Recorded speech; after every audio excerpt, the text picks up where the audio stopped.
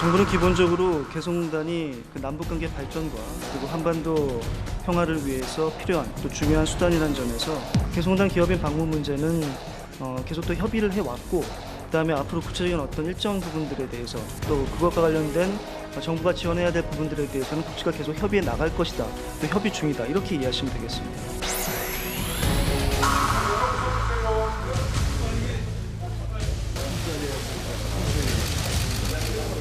공수처법과 검경수사권 조정안이 신속 처리 안건으로 지정되어 검찰개혁을 위한 본격적인 국회 논의가 시작되었습니다. 그렇지만 이 패스트트랙에 오르지 못했던 자치경찰제, 일반 경찰과 수사경찰의 분리, 정보경찰의 개혁 등 경찰개혁 과제도 속도감 있게 추진되어야 한다고 생각합니다.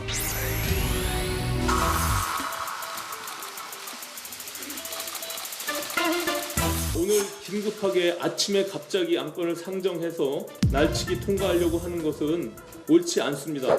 당의 정책위 의장 임명이라는 중차대한 사안에 대해서 이메일로 내부 순환도를 상해서 통보하는 것에 대해서 상당히 유감으로 생각합니다. 이 자리에서 불쑥 얘기하시면 안 되죠. 사전에 사무처에 얘기를 하고. 지금 대표님께 말씀드리는 것이 그 절차를 거치자고 지금 얘기를 하는 겁니다. 제가 제안을 해서 낸 게 아니고요. 그러니까 당규 5조 의안 최고위원회 규정 3번 최고위원회의 안건은 회의 1일 전까지 위원들에게 통보하는 것을 원칙으로 한다. 지금 그럼 최희배 의원 임명권은 1일 전에 통보되었으니까 내부 순환도를 통보됐습니까?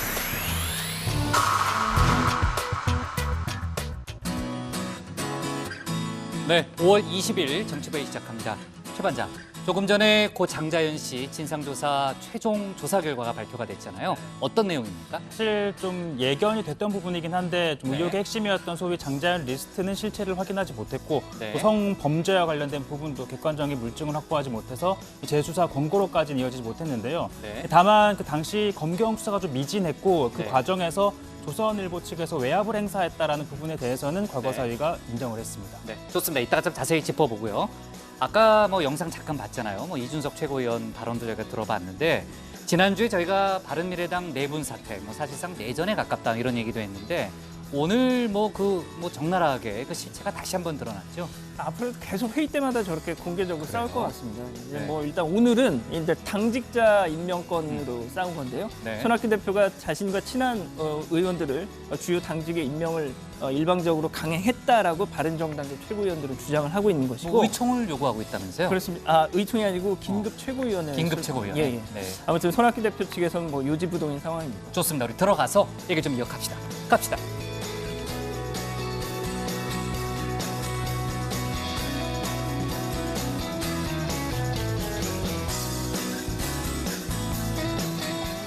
네, 반장들 자리에 앉았으면 정치보회를 시작하죠. 최근 패스트트랙으로 지정된 검경 수사권 조정안에 대해서 문무일 검찰총장이 공개 반발을 했죠. 그 여러 가지 이유가 있지만 핵심 이유 중에 하나는 과도해지는 경찰의 권력을 견제하기 어렵다. 뭐 이런 내용이었습니다. 당정청이 오늘 경찰 개혁안을 추가로 발표했습니다. 당정청은 일반 경찰의 수사 관여를 통제할 국가수사본부를 만들겠다 이렇게 밝혔고요. 정보경찰의 정치 관여와 불법 사찰을 원천 차단하겠다고 밝혔습니다. 그러니까 경찰청장, 또 지방청장, 또 서장 등이 원칙적으로는 이제 그 서장 등이 원칙적으로는 구체적인 수사 지휘를 할 수 없게 해서요. 뭐 이른바 행정과 수사를 분리한다는 게 오늘 당정청의 그 계획이고요. 오늘 회의에는 조국 민정수석도 직접 참석했습니다. 아직 이에 대해서 검찰의 반응이 공식적으로 나오고 있지는 않은데 저희 그 보도국의 취재 기자들 얘기를 들어보니까 일단은 경찰 개혁안도 여전히 미흡하다 뭐 이렇게 보는 시각이 많다고는 합니다. 그러니까 검찰의 반발이 뭐 당분간은 계속될 것 같은 그런 분위기라고 하고요. 오늘 정치권에서는 국가 채무를 둘러싼 공방이 뜨거웠습니다. 그 발단이 된 거는 문 대통령이 최근 재정 확대 정책을 주문하면서 국가 채무 비율 40%를 고수하는 근거를 따진 거죠. 이에 대해서 일부 야당은 앞으로 국가 부도의 날이 올 거다 이렇게 비판을 했고 청와대와 여당은 경제 상황에 따라서 탄력적인 재정 정책을 펴는 건 너무나 당연하다 이런 좀 주장을 펴면서 이제 맞서고 있습니다. 자, 저희가 이제 몇 번 얘기했지만 요즘 특히 경제 프레임 전쟁이 곳곳에서 벌어지고 있는데 글쎄요, 내년 총선과 관련이 있는 건지는 모르겠습니다만 아무튼 경제 관련한 여러 가지 이슈가 많이 불거져 있네요. 이따가 신반장 발제 때 저희가 자세히 짚어보겠습니다. 그리고 이제 오후에 들어온 속보인데요. 부산 항운 노조 비리를 수사 중인 검찰이 최근 국가인권위원회를 압수수색한 사실이 뒤늦게 확인됐습니다. 국가인권위 팀장이 채용 비리에 가담한 혐의라는 게 이제 검찰의 설명인데 국가인권위를 압수수색한 것은 2001년 설립 이후에 처음이라고 합니다. 네. 자, 오늘 정치보회는요. 먼저 최 반장 발제를 들어보면서 당정청의 경찰개혁안 발표와 장자연 진상조사 최종 조사 결과 내용부터 살펴보고요. 조금 전 수석보좌관 회의 등 청와대발 뉴스와 외교안보 이슈를 이어서 정리하겠습니다. 바른미래당 내분 사태, 또 원내대표 회동 등 오늘 국회 상황도 알아봅니다. 그럼 먼저 최종혁 반장의 발제부터 시작하겠습니다.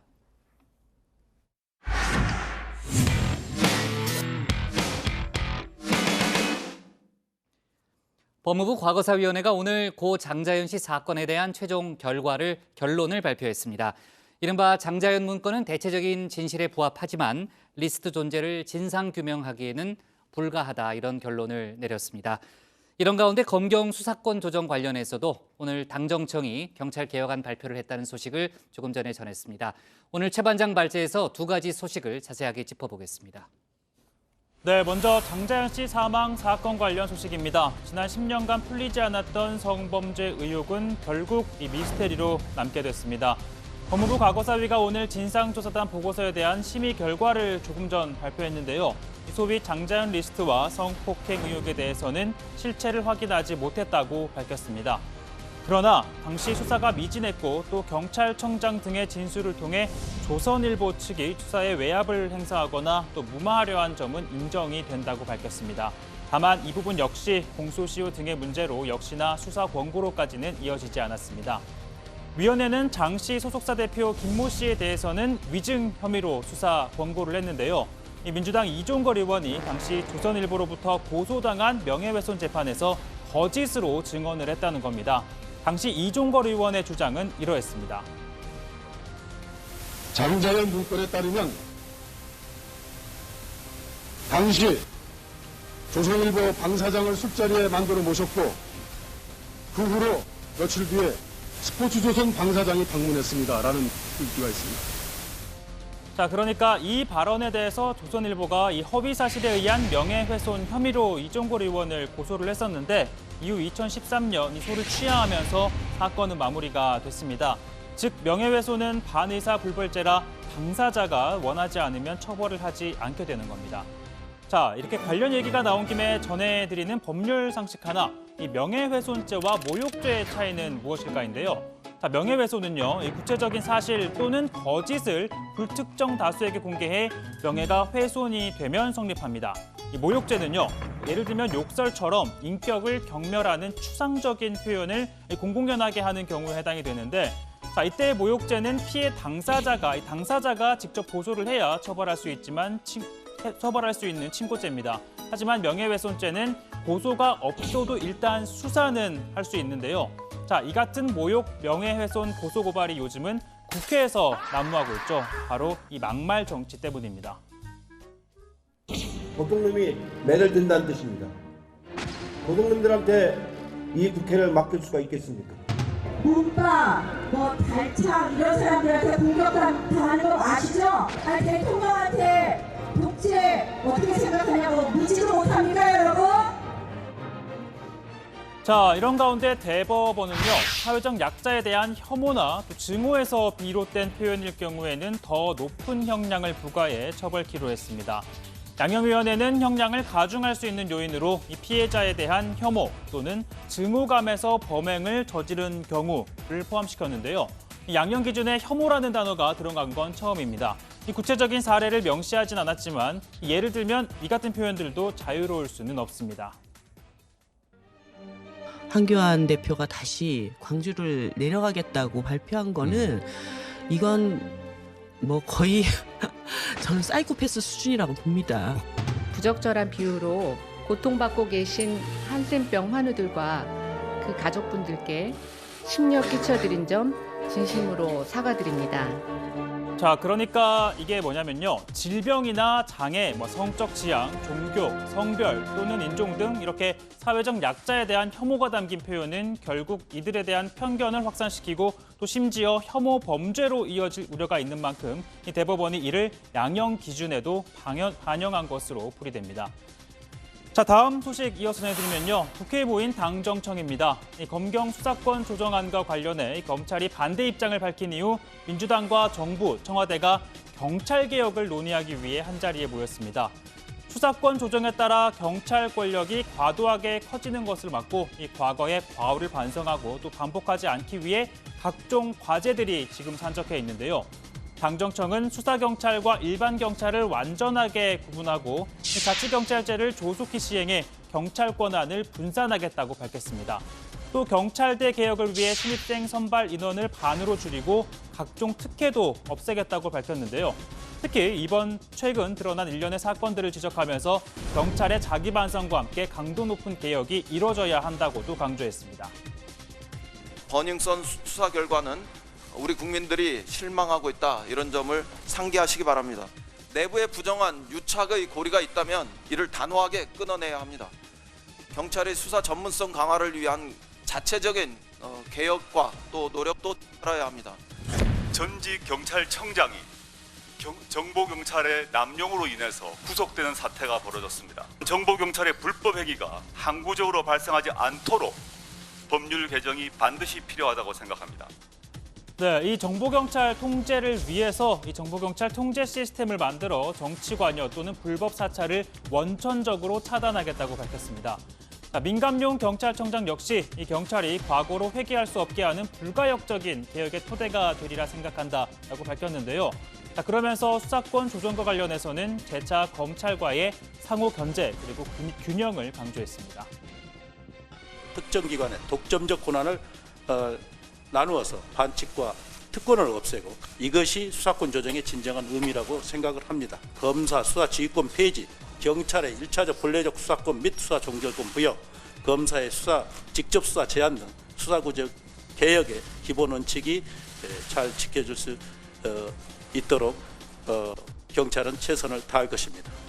자, 오늘 당정청이 다양한 경찰 개혁안을 내놨지만 검찰의 반발을 얼마나 잠재울 수 있을지는 여전히 어려운 과제로 남아 있습니다. 자, 오늘 발제 이렇게 정리해 보겠습니다. 당정청 경찰 개혁 신속 추진, 정보경찰 불법행위 통제입니다. 네, 법무부 과거사위원회가요. 조금 전에 고 장자연 씨 사망 사건 의혹과 관련한 1년여간에 걸친 진상조사 결과를 발표했습니다. 과거 수사가 미진했고 또 조선일보 등의 외압 의혹은 사실이지만은 또 성범죄 등에 대해서는 재수사 권고를 하기는 좀 어렵다, 이런 정도의 결론이 나왔는데 하나하나 좀 짚어볼까요, 고 반장? 네, 일단 이 법무부 과거사위는요, 고 장자연 씨가 친필로 자신의 피해 사례를 언급한 문건은 대체로 사실에 부합한다라고 밝혔습니다. 그러나 의혹이 집중됐던 소위 장자연 리스트의 존재 여부에 대해서는 실물을 확인할 수 없는 등 진상규명이 불가능하다고 결론 내렸습니다. 공소시효가 남은 이 특수강간이나 강간치상 혐의와 관련해서는 수사에 즉각 착수할 정도로 충분한 사실과 증거가 확인되지 않았다라고 판단했습니다. 앞서 윤지호 씨가 누군가의 술에 약을 탔을 가능성을 제기했지만 과거사위는 추정에 근거한 진술이라 이 직접적인 증거로 삼을 수 없다라고 봤습니다. 다만 과거사위는 의혹과 관련한 중대한 증거가 나올 수도 있는 만큼 특수강간 공소시효가 끝나는 2024년 6월까지 관련 자료를 보존해달라고 검찰에 권고했습니다. 자, 또 이 수사 권고로 이어지지는 않았지만 이 과거사위는 이 장 씨의 소속사 대표 김모 씨가 2008년에서 2009년 사이에 이 고 장자연 씨에게 술자리와 성접대 등을 강요한 걸로 확인을 했습니다. 다만 이 역시 공소시효가 완성이 돼서 처벌할 수 없다고 결론을 내렸습니다. 자, 과거사위는 또 과거 검경 수사에서 이 조선일보 사주 일가에 대한 수사가 제대로 이루어지지 않았다고 판단을 했습니다.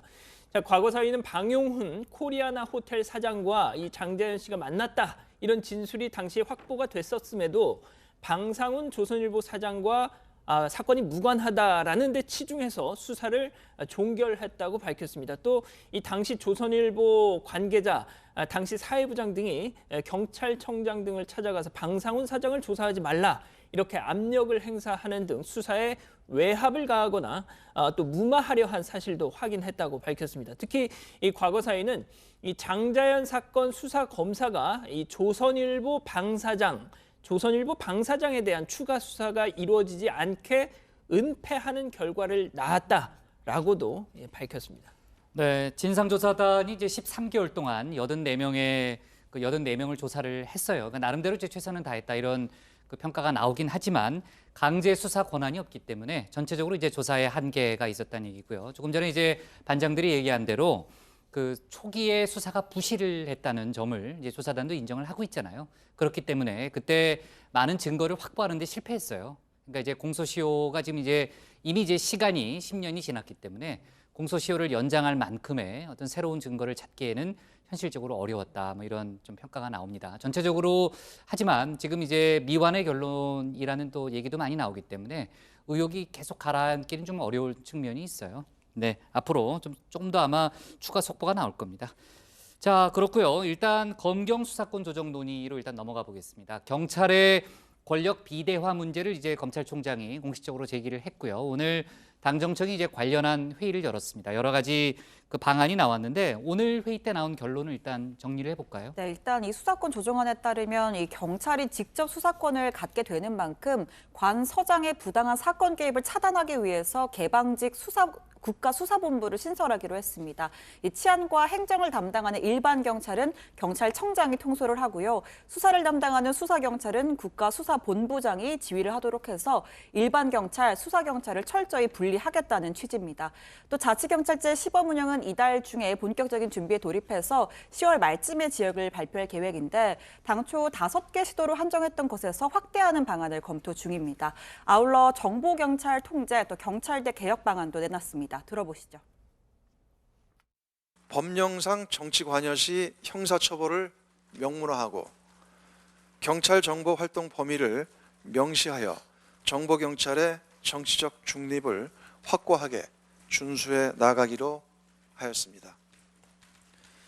경찰대학의 고위직 독점을 해소하기 위하여 신입생 선발 인원을 100명에서 50명으로 축소하고 편입학을 허용하며 각종 특혜도 축소할 예정입니다. 네, 이 경찰대 출신 특혜라는 게 그동안 병역 특례, 학비 지원 등의 혜택을 받아왔었는데 이걸 폐지하겠다라는 거고요. 당정청은 또 수사 과정 전반에서 발생할 수 있는 인권 침해를 방지하기 위해서 영상 진술이나 진술 녹음 확대 또는 메모권 보장 등의 장치를 마련하고 수사 전문성 강화를 위한 자체 방안도 마련키로 했습니다. 민감용 청장 역시 경찰서 단위의 인권상담센터를 개설해서 인권 침해를 상시 감시하도록 하는 등 민주적인 통제를 강화해가고 있다라고 밝혔는데요. 또 경찰 조사 시 변호인의 참여를 실제로 하고 영장 심사관제 도입 등을 통해 수사의 질을 향상시키는 노력도 하고 있다고 강조했습니다. 네. 집회 시 관리에 있어서는 차벽과 살수차를 배치하지 아니하고 대하 경찰관이 활동하는 집회 시 대비 패러다임 전환으로 권리와 질서가 조화된 집회 시 문화를 정착시켜 나가고 있으며 여성 대상 번째 근절, 피해자 보호 등 사회적 약자에 대한 안전망을 확대하면서 공동체 함께하는 경찰 활동상을 구현해 나가고 있습니다. 네, 앞서 이제 문무일 검찰총장 해외 체류 중에도 이제 입장을 내놨고 또 최근에 기자간담회를 통해서 경찰의 이제 1차 수사권 또 종결권을 부여하는 데 대한 문제점을 또 공식적으로 제기를 했잖아요. 오늘 당정청의 그 회의 결과를 보면 이제 경찰 견제 방안을 마련은 했지만 이제 문 총장의 주장이 받아들여지진 않았습니다. 엄밀히 말하면 아주 냉정하게 말하면요. 그러니까 향후 검찰의 반발이 일단 예상된다라는 반응은 있는데 오늘 당정청 회의에서요. 검찰을 향한 비판의 목소리가 나왔다면서요?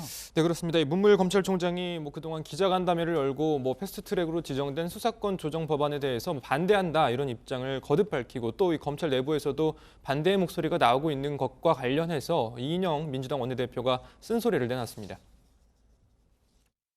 검찰로서는 섭섭한 일일 수 있지만 국민의 신뢰라는 더 큰 가치를 찾을 수 있는 마지막 기회로 받아들여줄 것을 촉구합니다.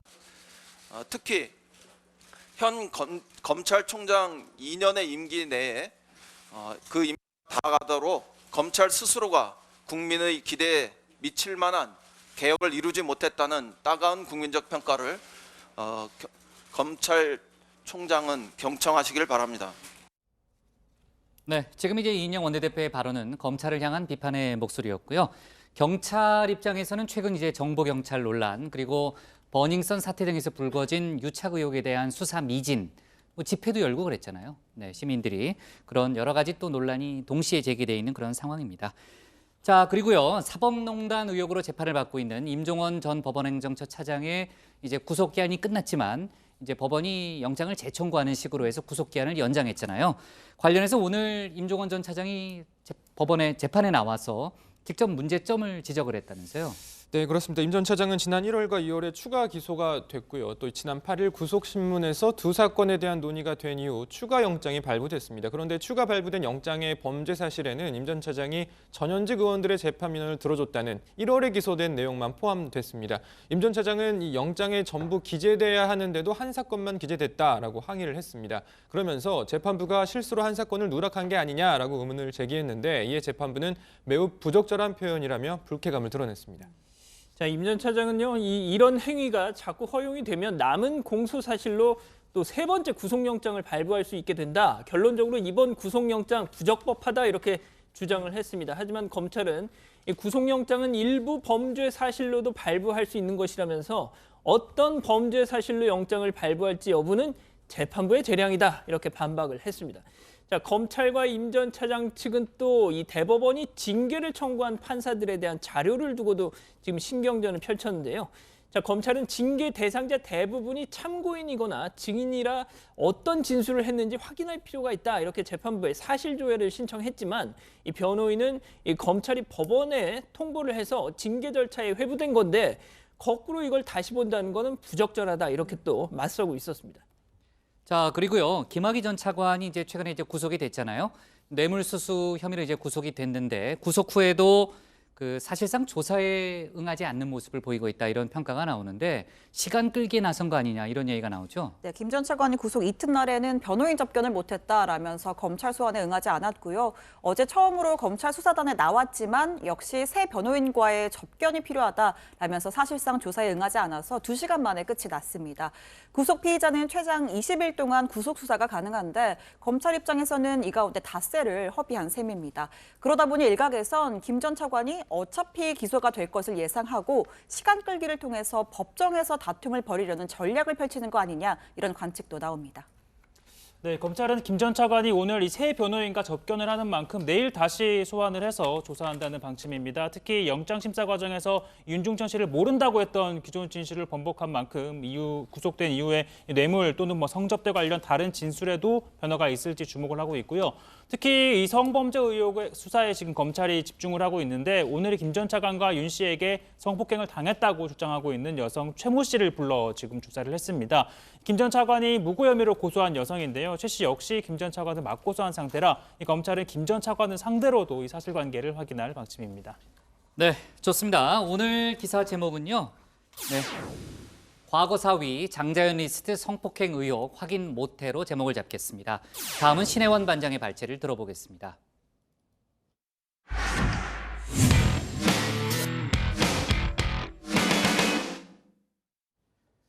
우리 정부가 개성공단 기업인의 방북을 승인하고 국제기구를 통한 대북 식량 지원 계획을 발표했습니다. 다음 달 한미 정상회담 전까지 대화 분위기를 되살려 보려는 노력으로 해석이 되고 있습니다. 하지만 북한은 대외 원조는 약탈이라면서 냉랭한 반응만 보이고 있습니다. 이런 가운데 우리 정부는 내년 사상 처음으로 500조 원이 넘는 확장 재정을 운용할 방침입니다. 일각에서는 재정 건전성에 대한 우려도 제기하는데요. 오늘 신 반장 발제에서 관련 소식들을 자세하게 살펴보겠습니다. 우리 정부가 북한에 계속해서 러브콜을 보내고 있습니다. 다음 달 한미 정상회담과 G20회의가 있기 전까지 대북 대화를 재개해서 이 남북 북미 대화가 선순환을 할 수 있게 하기 위해서입니다. 우선 정부는 개성공단 기업인의 방북을 3년 3개월 만에 승인했습니다. 9번째로 요청을 했었고요. 또 특별히 그 중단이 된 지 3년이 지났다라는 그런 상황을 갖다 저희들이 고려해서 국민의 재산권 보호 차원에서 이번에 방북을 승인하기로 결정을 한 것입니다. 미국도 우리 측의 입장을 충분히 이해하고 있다고 말씀드리겠습니다. 또 국제기구를 통한 대북 식량 지원 계획도 공식화했습니다. 지난해 무산됐던 800만 달러 규모의 북한 아동, 임산부 영양 지원 및 모자 보건 사업을 유니세프와 세계 식량 계획을 통해서 다시 진행하기로 했습니다.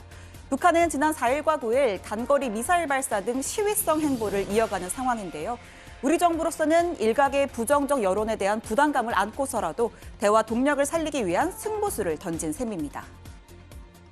우리가 동포애나 또는 인도주의적인 차원에서라도 우리가 북한의 식량을 지원할 필요가 있다라고 생각하는 것이고요.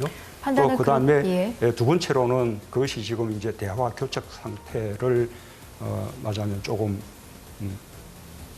열어주는 그런 어떤 효과도 있을 것이라고 생각합니다. 하지만 북한은 호의적이지 않은 반응입니다.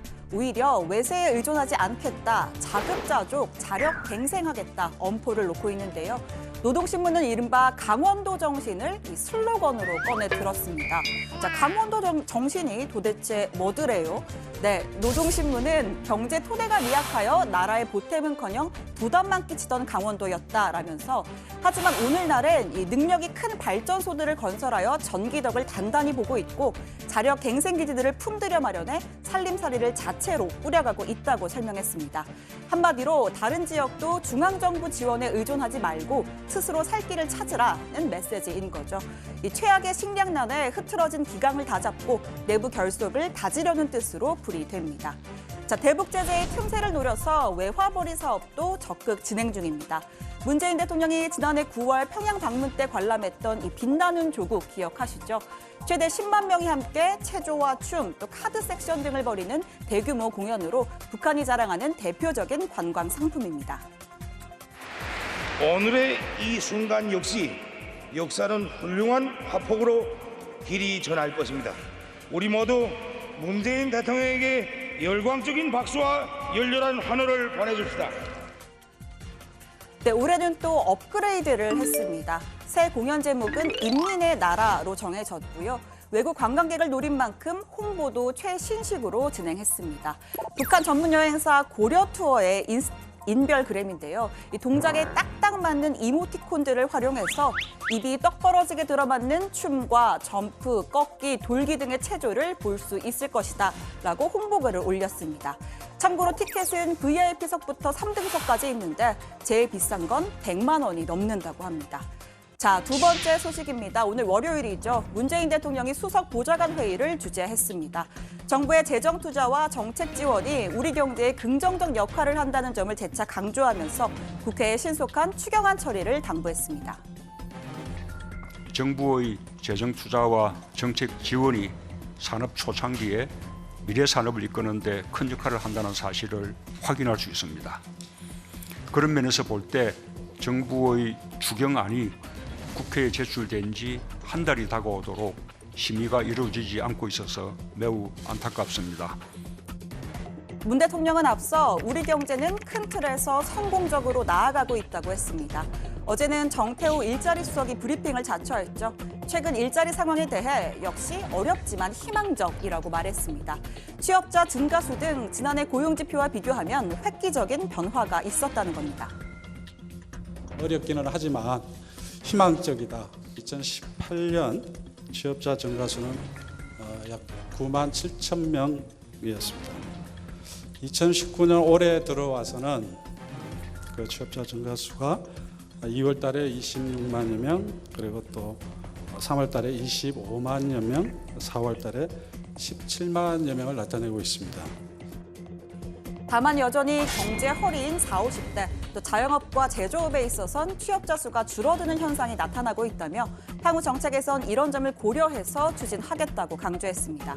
추경안이 통과되면 고용 개선에 특별한 도움이 될 것이라며 국회의 협조를 촉구하기도 했습니다. 하지만 정치권의 극한 대치로 이 추경안 심의 일정조차 잡지 못하고 있습니다. 오늘 지도부 회의에서도 역시나 지리한 신경전만 오갔습니다. 제1야당의 태업으로 4월 국회가 성과 없이 끝났고 5월 국회는 개원 일정조차 합의하지 못하고 있습니다. 대통령께서 국가재정전략회의에서 재정의 적극적인 역할을 강조하셨듯이 우리 경제의 대외 여건이 좋지 않은 상황입니다. 여러 차례 말씀드렸지만 추경하는 때가 있습니다. 어제 OECD가 공개한 22개 회원국 1분기 경제 성장률에서 우리나라가 0.34%로 최하위를 기록했습니다. 일자리 수석은 청년 세대 고용이 희망적이라고 하는데 현장에 한 번이라도 나와 보고 하는 말인지 분노하고 있는 청년 세대 앞에서 그렇게 말할 수 있는 것입니까? 오늘 문재인 대통령 언급처럼 정부는 올해에 이어서 내년에도 나라 돈을 푸는 쪽으로, 즉 확장 재정을 운용할 전망입니다. 기재부에 따르면 내년도 예산은 약 504조 원, 사상 처음으로 500조 원을 넘길 것이 확실시되는데요. 양극화 같은 구조적 사회 문제 해결에 때를 놓쳐선 안 된다는 이유에서입니다. 하지만 일부 정치권과 또 경제 전문가들 사이에선 향후 불투명한 세수 전망을 들어서 이 재정 건전성을 걱정하는 목소리도 나오고 있습니다. 이 내용은 들어가서 더 자세히 전해드리겠습니다. 오늘 청와대 발제 이렇게 정리하겠습니다. 내년 예산 500조 돌파, 확장 재정으로 효과될 재정 건전성 우려입니다. 네, 속보가 몇 개 더 들어왔는데 일단 그 전에요. 일단 외교안보 속보부터 먼저 얘기하고 그다음에 김학의 수사단 관련 속보도 저희가 다뤄보도록 하겠습니다. 트럼프 대통령이 미국 폭스뉴스와 인터뷰를 했는데 그 내용이 조금 전에 일단 공개가 됐습니다. 지난 하노이 북미 회담이 왜 결렬됐는지, 물론 이제 트럼프 대통령이 뭐 띄엄띄엄 이제 본인의 이야기를 한 건 있지만은 몇 가지 내용은 새로운 내용이네요. 네, 트럼프 대통령이 이란 핵 문제와 관련한 인터뷰를 하던 도중에 북한 사례를 꺼낸 건데요. 2차 하노이 북미 정상회담 당시에 김정은 위원장이 북한 내 핵시설 5곳 중에서 한두 곳만을 없애겠다라고 했고 자신은 그걸 받아들이지 않았다라는 겁니다. 자신이 나머지 3곳은 어떻게 할 거냐 되물었고 그건 좋지 않다. 합의를 하면 진짜 합의를 하자라고 김정은 위원장이 말했다는 거죠. 다만 트럼프 대통령은 내가 취임하고 서로 거친 말을 주고받은 시기가 있었지만 그리고 나서는 북한이 어떠한 실험도 하지 않았다면서 어떻게 될지 지켜보자라며 답변을 마쳤습니다. 네, 자 그리고요. 지금 이제 또 막 들어온 속보 하나를 얘기하면요. 김학의 수사단이 건설업자 윤중천 씨에 대해서 구속영장을 재청구했다는 그런 속보가 지금 막 들어왔고요. 성폭행 혐의가 추가가 됐습니다. 지금 뭐 반장들 기억하겠지만 지난달 19일에 윤중천 씨에 대한 첫 번째 구속영장이 기각이 됐잖아요. 그 이후에 이제 수사단이 약간 수사에 좀 차질을 빚었다 뭐 이런 얘기도 좀 있었는데 하여간 김학의 전 차관을 구속시키는 데는 성공했고요. 이제 수사단 입장에서는요. 이어서 이제 윤중천 씨에 대해서 구속영장을 조금 전에 재청구했는데 강간치상, 무고, 사기, 공갈미수, 특가법상, 알선수재 등의 혐의가 다 총망라가 됐습니다. 혐의가 좀 많아졌는데 지금 영장실질심사 날짜는 뭐 이틀 후 정도에 잡히겠죠. 이제 관련해서 저희가 다시 한번 내일 추가로 속보를 짚어보겠습니다. 자, 문재인 대통령이 오늘 오후 수석보좌관 회의에서요. 확장적 재정 정책의 필요성을 다시 한번 강조했습니다. 특히 바이오 또 의료 분야 같은 미래 산업의 경쟁력을 키우기 위해서는 정부의 재정 정책이 중요하다는 점을 다시 한번 역설했죠. 네, 문재인 대통령이 지난주 나라 살림을 짜는 최고위급 회의라고 할 수 있죠. 이 국가재정전략회의에서 내년도 예산 역시 확장적 기조로 가겠다라는 점을 분명히 했습니다. 또 오늘 수석보좌관 회의에서는 왜 그럴 필요가 있는지 구체적인 사례를 들어 설명했는데요. 먼저 문 대통령은 우리나라의 능력을 우리가 잘 모르는 경우가 많다면서 우리 경제를 과소평가해서는 안 된다라는 점부터 강조했습니다. 들어보시죠. 우리나라의 능력과 수준을 정작 우리 자신이 잘 모르는 경우가 많습니다. 지난해 우리나라의 신약 기술 수출액은 5조 4천억 원으로 전년 대비 4배로 늘었습니다. 의료기기 분야에서도 산부인과용 초음파 영상 진단기기 세계 1위, 치과 임플란트 세계 5위 등의 세계적 기술 경쟁력을 보유하고 있습니다. 네, 구체적으로는 의료 바이오뿐만 아니라 지난달 친환경차 내수 판매가 지난해에 비해서 60%가량 또 수출은 40%가량 늘었다라고 강조했는데요. 그러면서 정부의 재정 투자와 정책 지원이 산업 초창기의 미래 산업을 이끄는 데 큰 역할을 한다는 사실을 확인할 수 있었다라고 했습니다. 따라서 현재 국회에 제출된 추경안이 신속하게 통과가 돼서 경제 성장 동력을 살리는 데 기여해야 한다라고 설명했습니다. 그런 면에서 볼 때 정부의 추경안이 국회에 제출된 지 한 달이 다가오도록 심의가 이루어지지 않고 있어서 매우 안타깝습니다. 국회 파행이 장기화되면서 정부의 시정연설 기회조차 주어지지 않고 있습니다. 네, 그러니까 지난주 국가재정전략회의에서 벌어진 논란을 아까 이제 신 반장이 소개했지만요. 그러니까 그 확장 재정 정책이 필요하다는 원칙에는 공감하지만 국가의 빚을 어느 정도 수준으로 유지할 건가 그 부분에 대해서 논쟁이 붙었다고 볼 수 있는 거죠. 일단 당시 회의 참석자들에 따르면요, 이 재정 당국이 생각하는 적절한 부채 비율은 어느 정도인가라는 질문에 대해서 이 홍 부총리가 국가 채무 비율은 40%, 관리 재정 수지는 마이너스 3% 수준으로 유지하는 쪽으로 생각하고 있다 이렇게 답변을 했다고 합니다. 그러자 문 대통령이 그 얘기를 듣고서 OECD 국가들 예를 들면서 다른 나라와 달리 40%대로 하는 근거가 뭔지 나한테 설명 좀 해달라라고 반문을 했다는 거죠. 그러니까 OECD 국가의 평균 부채 비율이 약 111% 정도 되는데 따라서 우리 정부 아직 여유가 있지 않느냐, 나라 국간 더 풀 수 있는 여지가 있는 거 아니냐라는 취지로 해석할 수 있는 얘기를 문 대통령이 한 겁니다. 그러니까 혁신적 포용 국가로 가기 위해 투입하는 재정은 이거는 지출이 아니라 투자라고 강조를 그동안 해왔었는데요. 관련 발언 한번 들어보시죠. 재정이 적극적인 역할을 하는 과정에서 재정 수지가 단기적으로 악화될 가능성을 우려하는 분도 있을 것입니다. 그러나 우리의 국가 재정이 매우 건전한 편이기 때문에 좀 더 긴 호흡으로 바라볼 필요가 있습니다. 네, 다만 문제는 재정 건전성입니다. 이 청와대와 기재부 사이에는 적절한 재정 건전성을 어느 정도의 수치로 볼지 본질적인 시각 차이가 존재할 수밖에 없는 것도 사실이죠. 기재부가 추산하는 국가 채무 비율은 올해 39.5%, 2022년 이 41.8% 정도인데 우려하는 부분은 이 채무가 늘어나는 속도입니다. 국회 예산정책처에 따르면 OECD 국가의 국가 채무 증가 속도를 분석한 결과 우리나라는 네 번째로 높은 11.5%의 증가율을 보였습니다. 또 지출 증가는 예고가 되어 있는데 수입은 예전 같지 않을 수 있다는 전망도 나오고 있죠.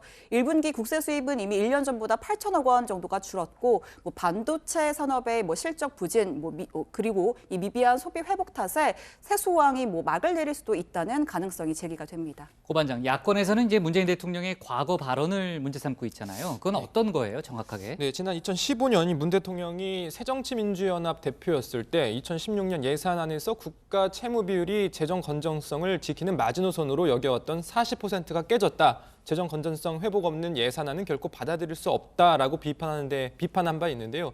한국당이 이 당시 발언을 다시 문제 삼고 나선 겁니다. 야당 대표 시절과 대통령일 때 입장이 달라졌다 이런 주장인 건데요. 황교안 대표 이야기 들어보시죠. 지난 정부 당시 국가 채무 40% 선의 예산안에 대해서 나라 곳간이 바닥났다. 결코 받아들일 수 없다. 이렇게 주장했던 그 당사자가 바로 문재인 대통령입니다. 이 정도면 정말 내로남불, 현실 망각의 결정판이 아니겠습니까? 이에 대한 청와대의 설명이 나온 게 있어요? 네, 청와대 측은 그때 당시 세수 체계가 어땠는지 또 세입이 어땠는지 그리고 지출이 얼만큼이었는지 등 총체적인 분석이 함께 병행돼야 하는 부분이다라고 밝혔습니다. 문 대통령의 국가재정전략회의 모두 발언에 좀 더 구체적인 설명이 담겨 있는데요. 문 대통령은 나라의 살림살이도 적극적으로 지출을 늘려야 할 때가 있고 건전성에 중점을 둬서 곳간을 채워야 할 때도 있다면서 과거 글로벌 금융위기 이후 우리나라는 나라 곳간을 채우는 데 중점을 뒀지만 지금은 이 저성장과 양극화 해결을 위해서 재정의 과감한 역할이 요구되는 시점이다라고 강조했습니다.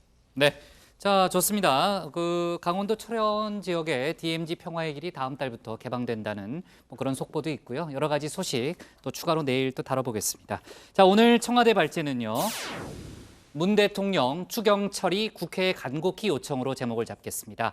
다음은 양원보 반장의 발제를 들어보겠습니다.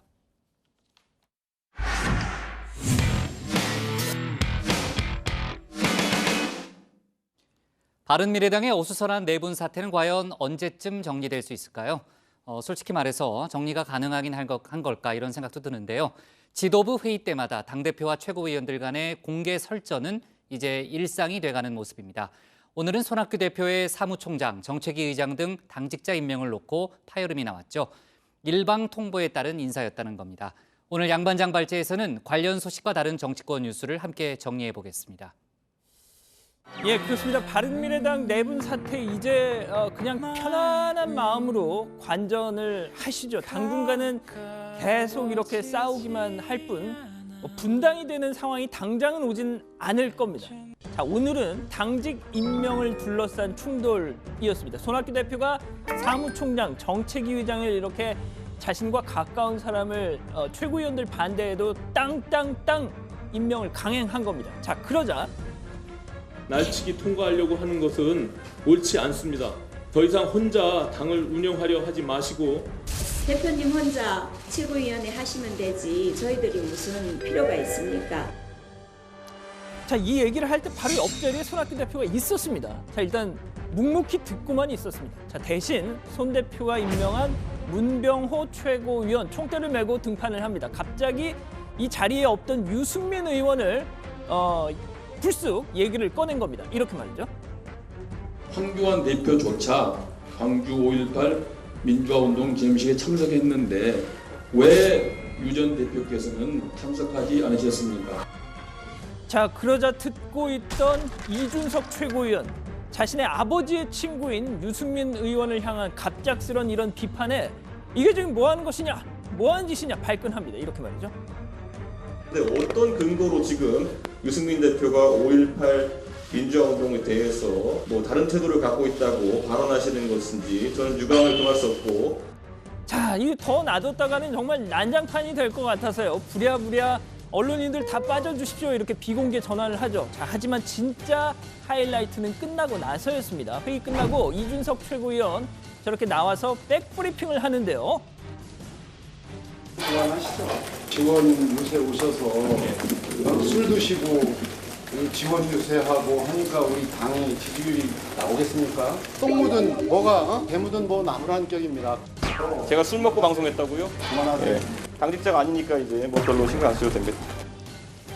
자, 일단 들어가서 더 말씀드리고요. 다음 소식입니다. 지난 토요일 노무현 전 대통령 10주기 시민문화제 광화문에서 있었죠. 유시민 노무현재단 이사장, 아무래도 정치 복귀, 대선 출마 관심일 수밖에 없는 상황인데 특히 이날 문재인 대통령 최측근인 양정철 민주연구원장과 함께 이렇게 토크를 합니다. 자, 양 원장이 슬슬 분위기를 잡은 거죠. 이렇게요. 보건복지부 장관을 하셨잖아요. 그때가 48이셨죠. 소년급제 하신 거죠. 네. 47이었네. 그러면 더더욱 저는 유시민 선배가 벼슬을 했으면 거에 걸맞는 헌신을 해야 한다고 생각을 해요. 자, 양정철이 누굽니까? 정치하기 싫다고, 대통령 하기 싫다고 버티던 문재인 대통령 거의 끌어내다시피 해서 대통령을 만들었다, 킹메이킹을 했다, 뭐 이런 평가를 듣는 사람인데요. 자, 그런 양 원장에게 다음은 너 이렇게 찍힌 셈이죠. 이렇게요. 문재인 대통령님 버티시던 거에 비하면 뭐 저 본인이 재간이 있겠습니까? 뭐 때가 되면. 근데 역사 앞에 겸허하게. 자, 하지만 유시민 이사장 또 의뢰 또 이렇게 대답을 합니다. 원래 자기 머리를 못 깎아요. 그 남이 깎아달라는 거예요. 자, 아닙니다. 요즘 이발기가 좋아져가지고요. 스님들이 거울 보면서 머리 손질 하십니다. 그리고 또 유튜브 같은 데 보면 혼자 머리 깎는 방법 많이 나와 있습니다. 스님뿐만이 아니죠. 최근에 저희도 소개해드렸는데 이렇게 정치인들도 거울 보면서 보십시오. 얼마나 머리 잘 깎네요. 진짜. 예. 얼마 전 자유한국당 박태출 의원 보시는 것처럼 저렇게 삭발했지 않습니까? 자, 유시민 이사장 서서히 발언의 강도의 변화가 느껴진다 이런 말이 많더군요. 자, 그리고요 다음 소식입니다. 자, 지난 주말 모두를 충격에 빠뜨렸던 박근혜, 최순실, 정호성 이 3자의 녹음 파일 소식입니다. 미처 소개해드리지 못한 장면 추가로 몇 개 더 들려드리죠. 자, 최순실 씨 박근혜 대통령 당선인, 그땐 당선인이었죠. 당선인 앞에서 자기 말을 잘 이렇게 타이핑을 하면서 취임사를 수정하는 정호성 전 비서관 특급 칭찬을 합니다. 이렇게 말이죠. 정말 연설 기록관으로 가야 되겠구만. 자, 청와대 인사비서관 가야겠구만. 그러니까 박근혜 당선인 옆에서 웃고 있습니다. 자, 박근혜 정부 4년간 각종 인사 개입을 미리 예고하는 듯한 전조 같은 장면이었습니다. 자, 그리고 박근혜 당선인이 다른 문제에서는 최순실에게 쭉 주로 끌려가다가 이 청와대 로고, 엠블럼을 바꾸는 문제를 놓고는 유독 큰 관심, 그리고 그 사안만큼은 자신이 리드를 합니다. 자, 90분 녹취 중에 그 문제만 무려 5분 정도 대화가 이어지는데요. 잠깐 들어보시죠. 그럼 기와 하나만 이렇게 사랑해봐. 그렇게 해봤더니 경애로 갔다 그랬대요. 그래도 그게 낫지. 품위가 있어야지 이게. 기와 한 장만 딱. 과일 갖다 줄까요? 네? 과일? 더 드세요. 좀 더 드시겠어요? 기와 하나만 갖고 이렇게 좀 통화되면 안 될까요? 이거는 좀 이상하지만. 낫도 드세요. 예? 낫도. 자, 예를 들어볼까요? 저희도 국장하고 뭐 업무 관련 대화를 이렇게 많이 하죠. 훈훈한 이야기꽃을 피우다가도 갑자기 최 반장 같은 사람이 휴무 얘기를 불쑥 꺼냅니다. 3000% 빠지는 거죠. 분위기 갑자기 싸해집니다. 그럴 때마다 국장이 잘하는 말이 있습니다. 이렇게요. 같이 뭐 나들이 한번 가실까요? 좋지. 근데 그럼 아무래도 곧 이제 여름인데 저 휴가 언제 가면 좋을까요?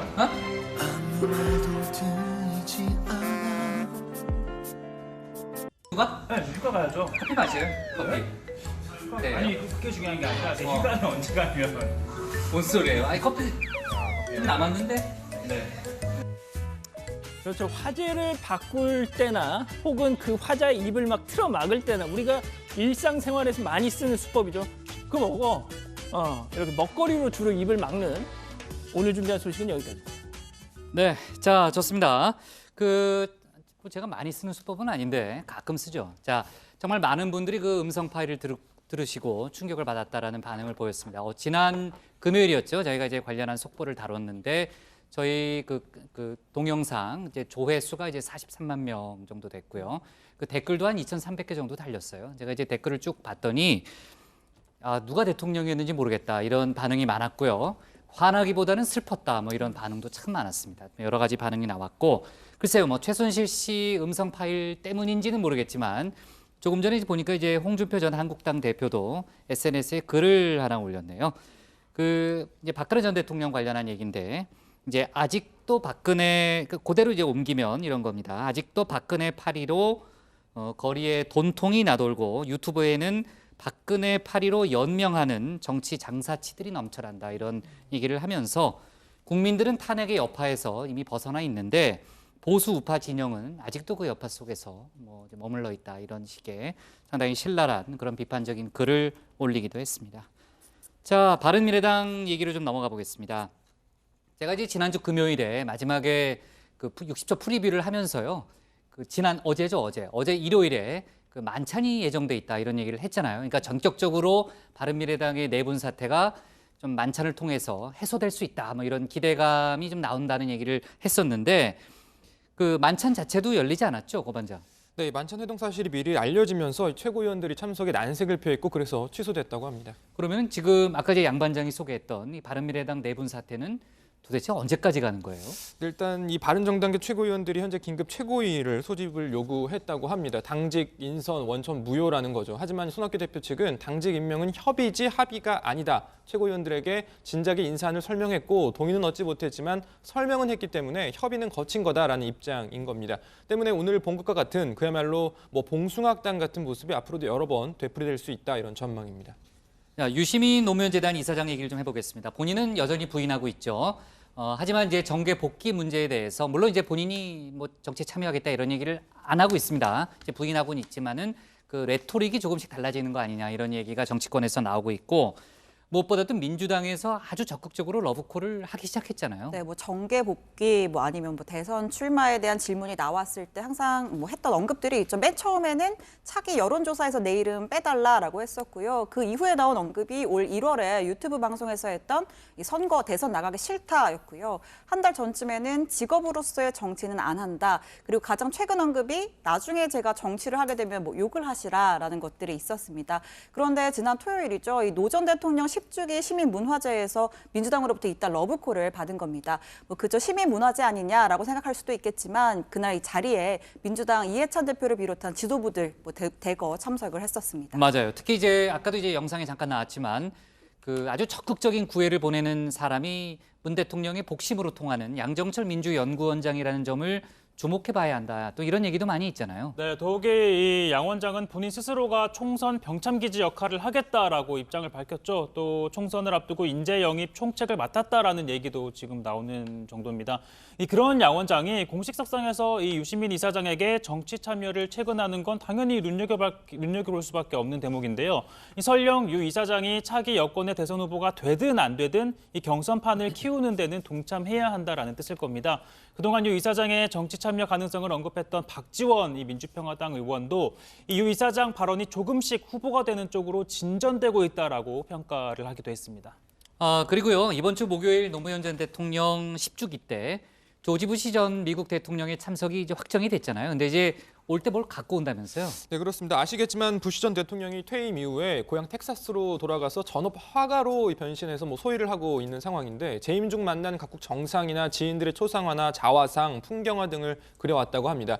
이번에 10주기 참석을 앞두고 노 전 대통령의 초상화를 그리고 싶다는 뜻을 전해서 노무현 재단이 사진 10장 정도를 보냈다고 합니다. 그림을 권현숙 여사에게 직접 선물한다고 하네요. 또 추도식 때는 5분간 추도사를 할 예정입니다. 전직 미국 대통령이 우리나라 전직 대통령의 추도식에 오는 건 처음입니다. 국장님, 근데 아까 잠깐 지나갔는데 이명박 전 대통령 이제 그림 초상화를 그려놓은 게 있었거든요. 지금 나왔네요. 예. 조금 실력이 네. 조금 걱정이 된다는 그런 얘기도 있더라고요. 그래요? 예. 사실화보다는 조금 이제 본인의 좀 이제 상상이 좀 들어간 예. 정서가 좀 담긴 그런 그림이 아닌가 싶은데요. 노무현 전 대통령 네, 그림 변호가 잘 안 되죠. 근데 제가 지금 예? 제가 지금 그 부시 전 대통령을 좀 변호하려고 했는데 네. 잘 안 됐죠. 그러니까요. 네, 좋습니다. 그 미국 언론에서는 많이 보도했어요. 부시 전 대통령 그 그림 실력에 대해서. 전체적으로 평은 상당히 후했던 걸로 제가 기억하는데요. 그래요? 네. 아무튼 많이 닮지는 않았네요. 네. 전체적으로는 닮았지만. 자, 그 아까 얘기했던 이제 부시 전 대통령하고 노무현 전 대통령이 재임 기간 동안에 모두 8번을 만났는데 이해찬 대표 얘기를 들어보니까요. 두 사람이 싸우기도 많이 싸웠지만은 또 그만큼 정도 많이 들었다. 그런 평을 하는 것을 들었습니다. 자, 자유한국당 황교안 대표의 민생투쟁 대장정 이제 마무리 단계로 가고 있는데 오늘은 이제 전북 지역에서 하고 있잖아요. 최 반장.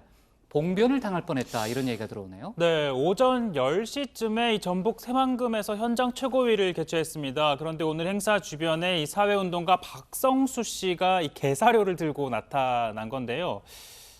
박성수 씨 알아요. 박성수 씨는 기억하시죠? 옛날에 네. 사법농단 수사 때 그 법원 앞에 개사료 뿌렸던 분 아니에요? 그렇죠. 뭐 이제 개한테는 개사료를 줘야 한다 뭐 이런 주장을 하면서 이제 법원 앞에 개사료를 뿌린 건데 하지만 오늘은요 천만다행으로 박 씨가 이 개사료 투척을 미리 예고를 했던 덕분에 이 경찰이 황교안 대표를 향해 개사료를 뿌리려던 이 박 씨를 제지할 수 없어서 실패로 끝났다고 합니다. 제지할 수 있어서 그 실패로 끝났다고 합니다. 죄송합니다. 정신 좀 차려줘. 네, 좋습니다. 자, 바른미래당 얘기로 잡을게요. 바른미래당 제목이요. 이번엔 당직 임명 놓고 충돌로 잡겠습니다. 다음은 고석승 반장의 발제를 들어보겠습니다.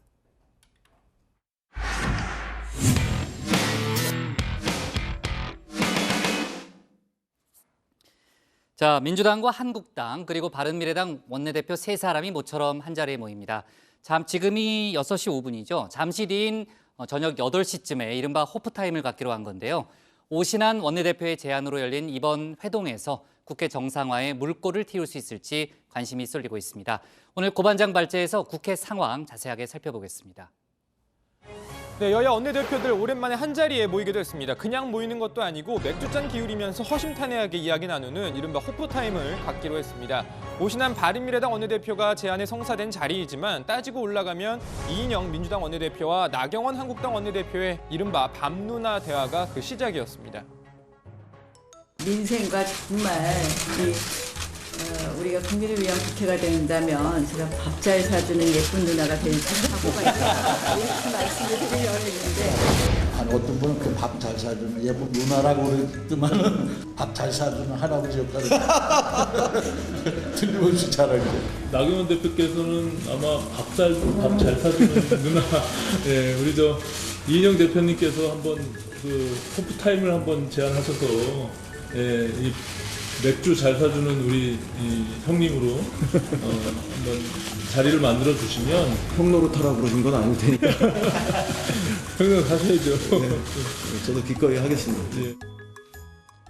네, 밥 잘 사주는 누나로 시작해서 술 잘 사주는 형님으로 이어진 셈입니다. 중간에 밥 잘 사주는 할아버지를 자처한 분도 있었고요. 자, 아무튼 세 사람 회동 잠시 뒤인 저녁 8시부터 있을 예정인데요. 몇 달째 파행 상태를 겪고 있는 국회, 이 정상화 방안이 나올 수 있을지 관심이 쏠립니다. 자, 그런데 세 사람 만나는 오늘까지도 여야는 공방을 주고받았습니다.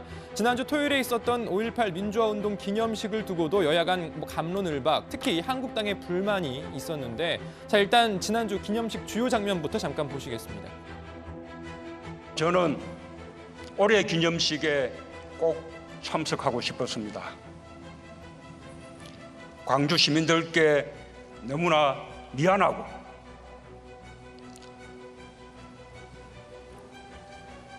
너무나 부끄럽고 국민들께 호소하고 싶었기 때문입니다. 모두 도청으로 나오셔서 병군의 총칼에 죽어가고 있는 학생 시민들을 살려주십시오. 우리 형제 자매들을 잊지 말아주십시오. 우리는 도청을 끝까지 사수할 것입니다.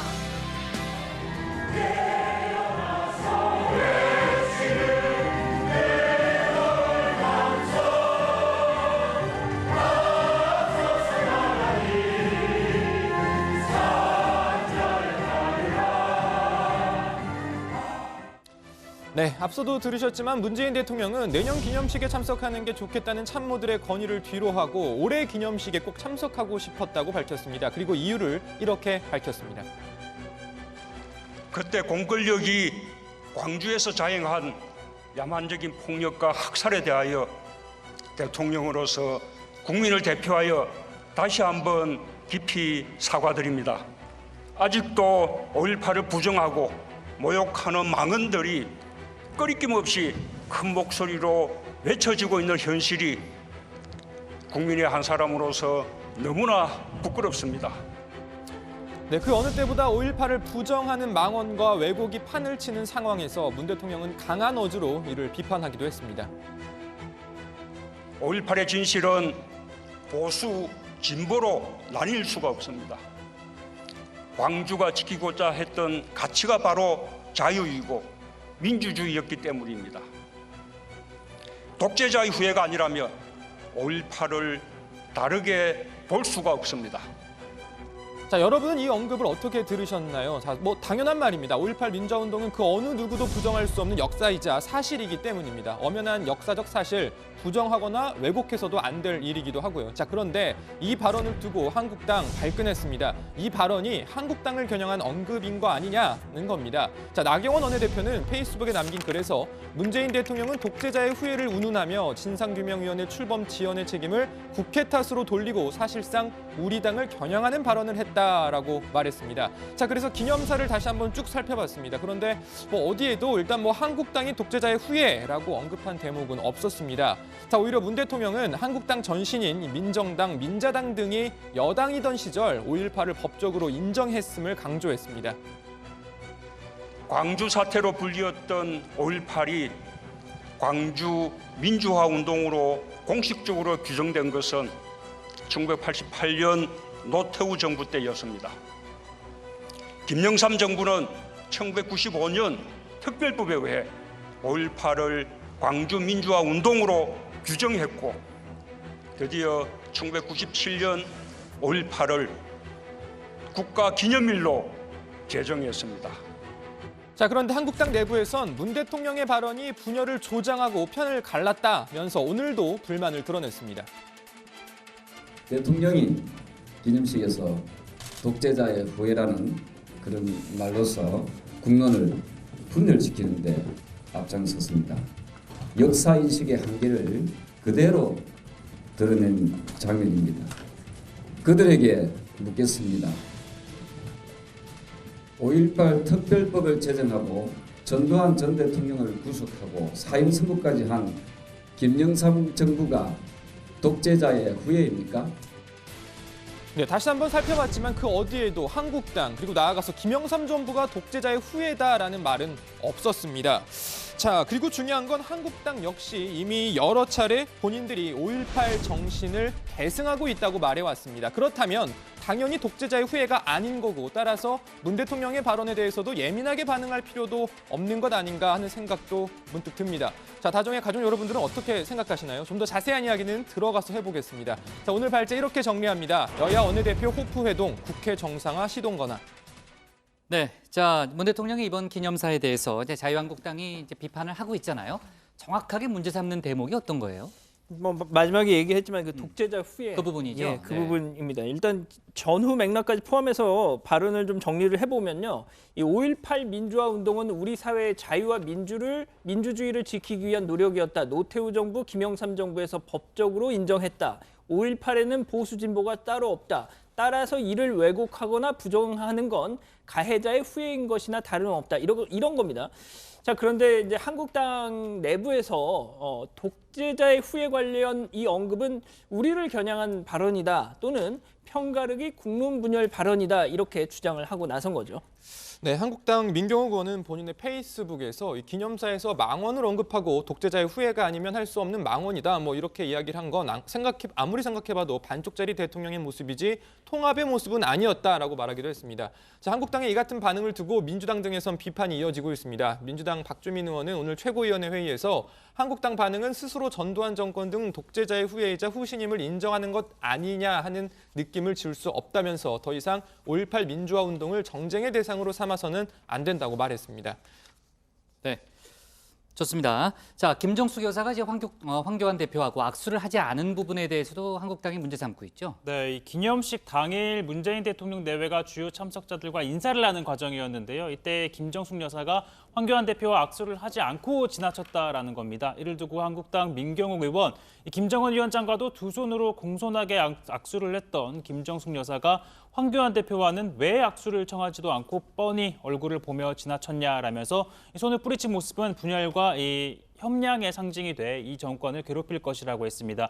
그리고 추가로 올린 글을 통해서 황교안 대표와 악수를 하지 않은 건 쳐다보지도 악수도 하지 말라던 유시민 의원의 유시민 이사장의 지령에 따른 것이라는 주장까지 나왔습니다. 네, 청와대 바로 반박했습니다. 청와대는 김정숙 여사가 문재인 대통령의 속도에 맞춰서 걷다 보니까 악수를 하지 못한 것이지, 그러니까 즉 시간적 여유가 없어서 그랬을 뿐 특별한 의도를 가지고 악수를 하지 않은 것은 아니다라고 설명을 했습니다. 자, 대통령 행사기획 자문위원인 탁현민 전 행정관은요, 페이스북에 대통령의 이동 시간에 따라서 이 김 여사가 미처 악수를 나누지 못할 때가 있다. 악수를 나누지 못해 아쉬웠다면 그만인 것을 굳이 저런 황당한 의미를 부여해서 깎아내리려는 의도가 참 못됐다. 이렇게 지적하기도 했습니다. 네, 이제 황교안 대표의 참석을 놓고 당일 좀 논란도 있었고요. 자, 오늘 여론조사도 새로 발표된 게 있는데 그 얘기는 내일 저희가 다시 한번 모아서 좀 해보겠습니다. 오늘 기사 제목은요, 이렇게 정리할게요. 여야 원내대표 호프 회동, 국회 정상화 모색으로 제목을 잡겠습니다.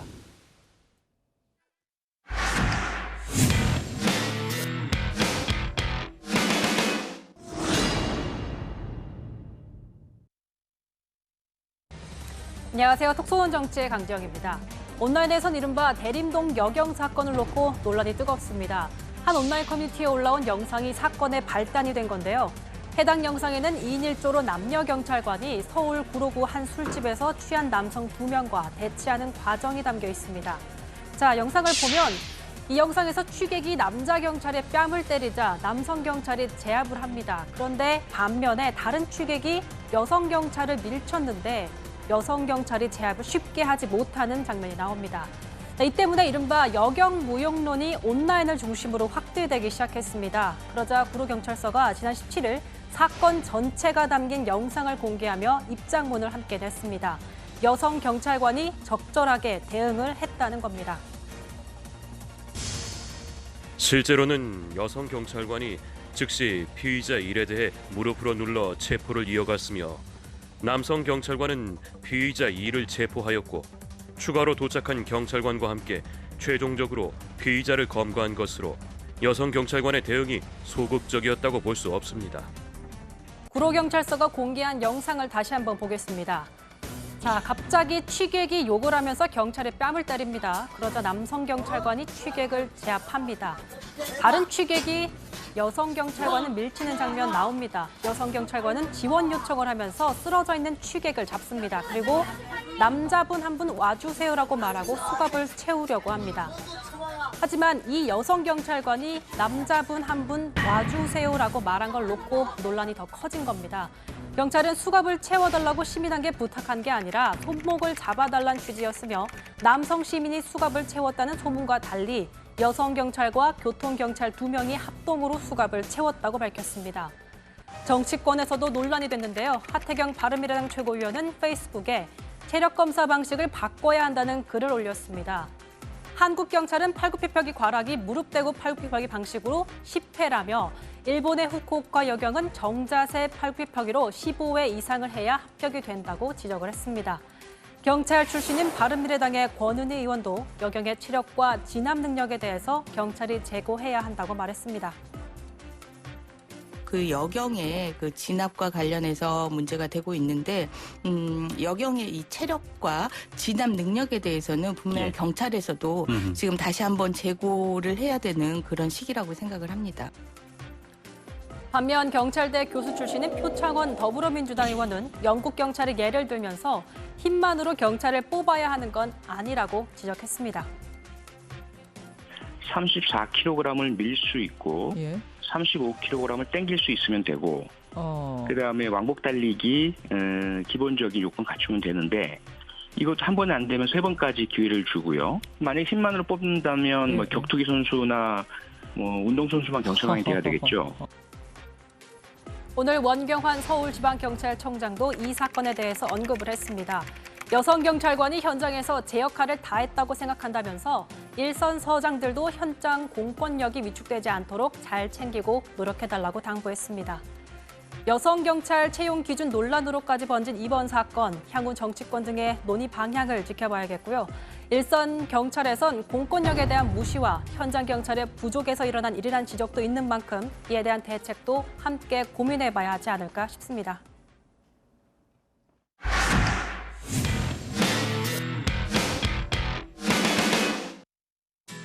네, 미리 보는 내일 복국장의 60초 프리뷰 시작합니다. 조금 전에 얘기했지만요. 정치부회의가 끝나고 오늘 저녁 8시부터 교섭단체 3당 원내대표가 이른바 호프 회동을 가집니다. 술을 곁들이는 만큼 비교적 캐주얼한 분위기에서 대화가 진행될 텐데 장기화되고 있는 국회 파행 끝낼 수 있을까요? 협의만 잘 된다면 내일부터 국회 정상화 논의가 빨라질 수 있습니다. 고석성 반장을 현장에 보낼까 생각 중인데 자세한 속보 내일 회의 때 전하겠습니다. 문재인 대통령이 내일 한미 군 주요 지휘관들을 청와대로 초청해서 오찬 간담회를 가집니다. 에이브럼스 주한미군 사령관 등이 참석하죠. 이런 류의 행사는 처음인데 한미 공조의 중요성을 강조하는 취지로 보입니다. 고용노동부가 내일 최저임금 영향 분석 토론회를 엽니다.